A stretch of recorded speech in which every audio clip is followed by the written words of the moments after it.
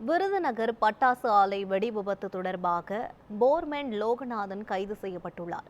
இது குறித்த கூடுதல் விவரங்களை செய்தியாளர் ஜெயலானி வழங்க கேட்கலாம். ஜெயலானி, இது குறித்தான மேலும் விவரங்கள் என்ன, சொல்லுங்க. யுவராணி குட்டிச்செப்பான் என அழைக்கப்படக்கூடிய சிவகாசி அதன் சுற்றுவட்டார பகுதிகளில் 1200க்கும் மேற்பட்ட பட்டாசு ஆலைகள் என்பது செயல்பட்டு வருகிறது. நேரடியாக 5 லட்சம் தொழிலாளர்களும், மறைமுகமாக 3 லட்சம் தொழிலாளர்களும், மொத்தம் 8 லட்சம் தொழிலாளர்கள் வரை இந்த பட்டாசு தொழிலை நம்பியே இருந்து வருகின்றனர். இந்நிலையில்தான் விருதுநகர் மாவட்டம் சாத்தூர் அருகே உள்ள கீழத்தாயல்பட்டி கிராமத்தில் கணேசன் என்பவருக்கு சொந்தமான பட்டாசு ஆலை என்பது செயல்பட்டு வருகிறது. இந்த பட்டாசு ஆலையில் சுமார் 500க்கும் மேற்பட்ட அறைகள் என்பது இருந்து வருகிறது.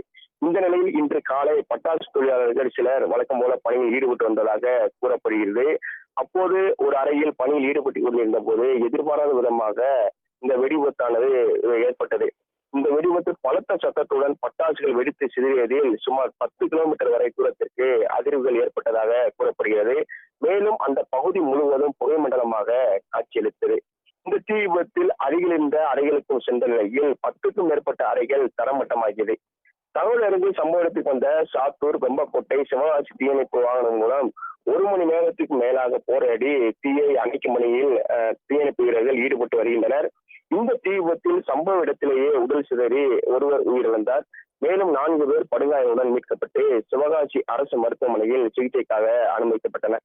சம்பவ இடத்திற்கு காவல்துறையினர் மற்றும் வருவாய்த்துறையினர் விரைந்து வந்து தீயணைப்பு வீரர்கள் மூலம் தொடர்ந்து ஜேசிபி வாகனம் மூலம் அந்த மீட்பு பணி என்பது நடைபெற்று வருகிறது. வேறு ஏதேனும் உடல்கள் இருக்கிறதா என்பது குறித்து தொடர்ந்து ஆய்வு என்பது நடைபெற்று வருகிறது.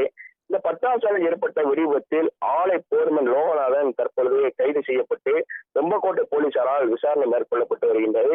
மேலும் பட்டாசாலை உரிமம் தற்காலிகமாக ரத்து செய்யப்பட்டுள்ளதாக மாவட்ட வருவாய் அலுவலர் TR ராஜேந்திரன் அவர்கள் தற்போது தகவல் தெரிவித்துள்ளார். விவரங்களுக்கு நன்றி ஜெயலானி.